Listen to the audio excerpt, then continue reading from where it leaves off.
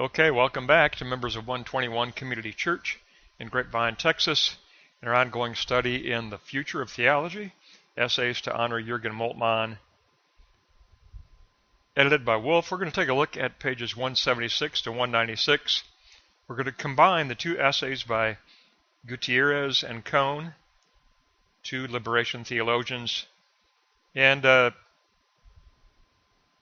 we'll begin with Gutierrez, and then halfway through block 2 we'll pick up Cohn and finish out with Cohn in block 3. And it is basically the recognition that during Jürgen Moltmann's career he did inaugurate the movement of liberation theology. Remember, this book was compiled in 1996. And in the 1990s, the 1980s and 1990s, liberation theology was flourishing, and it all began with Jürgen Moltmann, and all liberation theology is indebted to Jürgen Moltmann. It began with his book, The Crucified God. We're going to begin by taking a look at block 1, and we're going to take a look at historical praxis and Gutierrez. Truth is approached from changing historical situations. Building a just society is a requirement of faith, which means a solidarity with the poor. Theological reflection becomes challenged. The light of the word must become radical toward injustice, says Gutierrez. So radical theology toward injustice. Theology constantly searches for the correct concepts to express the faith by perceiving the mysterion of God's love, the mystery of God's love, which endows existence with true meaning. And it's where theological diversity is possible and even essential, but always at the service of evangelization, always at the surface of the evangelical thrust of the gospel. The surface of evangelization. We posit both communication and comprehension of the gospel, starting with the church and its deposit of faith. We take up a noble and necessary mission, and it's out of our attitude of faith and our testimony in community, which is always on behalf of social justice. So it comes out of the fellowship of the community and the worship community. So testifying in community, we speak in the language of our contemporaries, creating a placed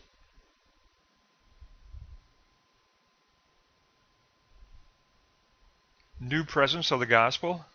We create a new presence of gospel. Theological language is indebted to the mentality of its time. Theology is always placed in its context. And in the 1990s, this was a context of liberation and the need for social justice. Social reality influences theological discourse. Theology needs constant semantical adjustment, says Gutierrez, passing through the filter of dialogue. It's in dialogue where we do revise our concepts. We don't do it on our own, we do it through dialogue. And that way we surpass our original intent in every return moment out of mission. So it's about surpassing original content. We must constantly revisit the topics of theology. We form a political theology of hope, says Gutierrez. That's where he qualified Moltmann by adding political praxis to the theology of hope. We form a political theology of hope. The dynamics of faith leads to our deeper understanding and the articulating the authentic way of following Christ. What does it mean to authentically follow Christ? Theology examines its status of reflection. reflection based on gospel and experience, and always committed to liberation, because the gospel unveils the meaning of human behavior, and God becomes our solitary theme. The liberating God, the self-emptying, liberating God, who enters into the far country of man's God-forsakenness in order to liberate all of humanity. So God as solitary theme includes the self, who is created in the image of God. Theology arises spontaneously in the believer after accepting the gift of word. Theology equals seeing things in the light of word, recognizing the word as the true meaning of existence, as the real meaning of existence. Critical reflection is based on a praxis of faith, says Gutierrez. And this praxis of faith is filtered through the Word of God, creating that hinge moment between subjectivity and objectivity, that realm of positing. Therefore, praxis equals action and reflection in a particular historical situation. It's praxis through the filter of the Word of God, of the love of God and the love of neighbor, with a bond between faith and works at the level of praxis, in a struggle for justice on behalf of the poor. Praxis is always on behalf of the poor. In the deed of love, the reign of God is verified. In Christian service, we verify the fidelity of Christ. God first loved us. That is our beginning.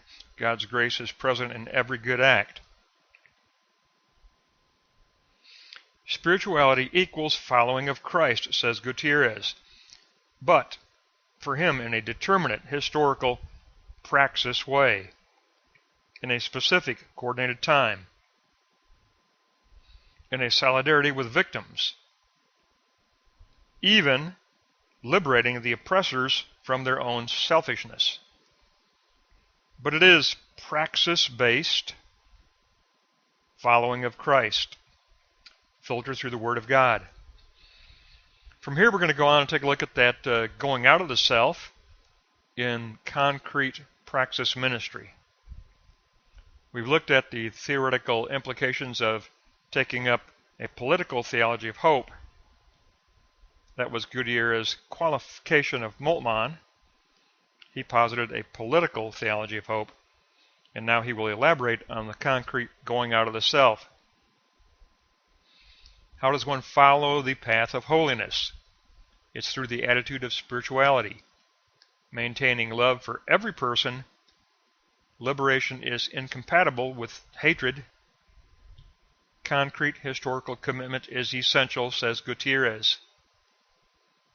We get involved in the work of spirituality. Self takes up the prayer of thankfulness, the prayer of solidarity, which stirs up authentic love for the oppressed, authentic love for the victims. And we posit our proclamation of inviting others into true communication.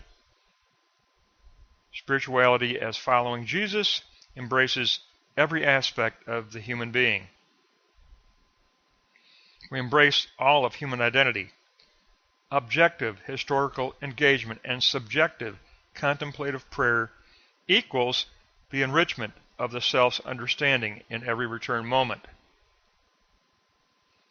These two make up the praxis of faith, both participating in the will of God for our lives, coupled with the filter of the Word of God.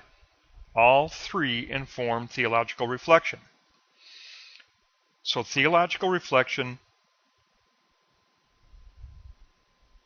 amounts to word engagement type contemplation.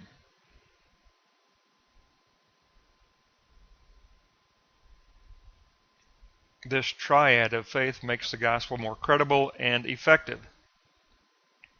Liberation spirituality emphasizes the historical dimension of Christian faith.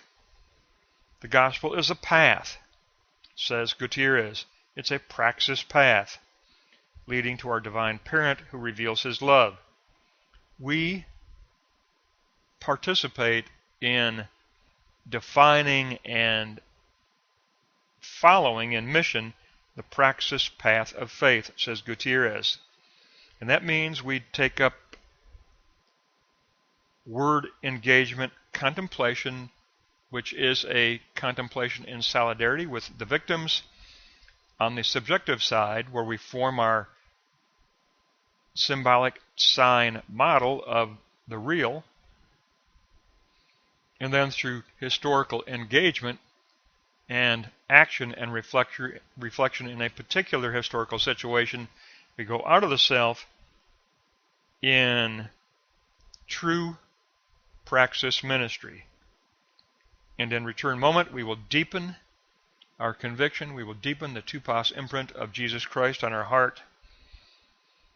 We will deepen our understanding of the praxis path of true Christian theology and true Christian mission. Now we transition to Cone, who says the praxis path in America needs to be that of black liberation. God's righteous presence is in the black freedom struggle in America. A practice of justice is essential to Christian faith. Martin Luther King destroyed the moral legitimacy of royal segregation. Being an authentic Christian means fighting for justice among the people, all people.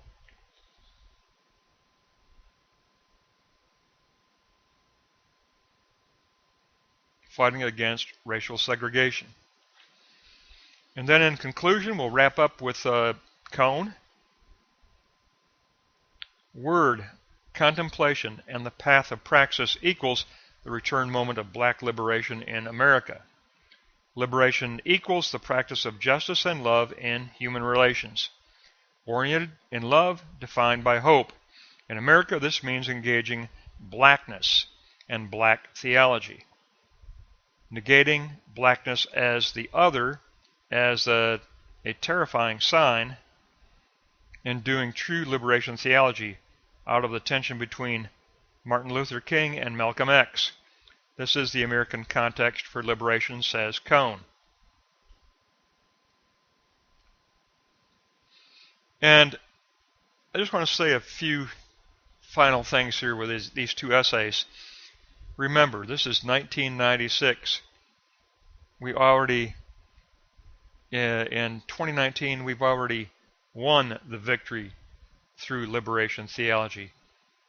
And we already recognize the contribution of Jürgen Moltmann and his tremendous book, The Crucified God, which is the universal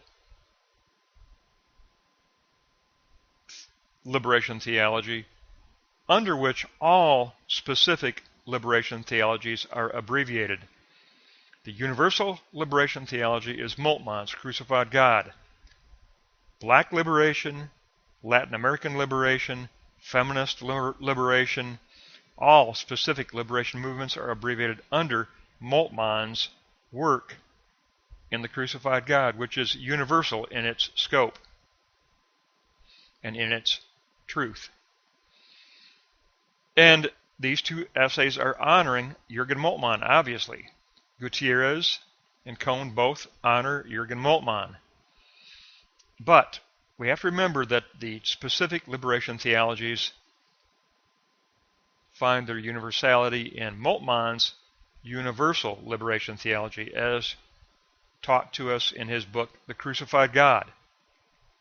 So I always lean more toward, I went through all of the liberation theologies, but I lean more toward Jürgen Moltmann and his universality of liberation presented in The Crucified God, that does not pin down liberation theology to a specific liberation movement. But obviously, specific liberation theologies emerge, and they are abbreviated under this universality, first posited by Moltmann. So again, we give great tribute to Moltmann here. And with Gutierrez, we more or less got ourselves a a reminder essay on what is liberation theology. Basically, block 1 and block 2 of the essay by Gutierrez basically reconceptualizes and reinforms the reader of what liberation theology is. Cone makes it specific for America.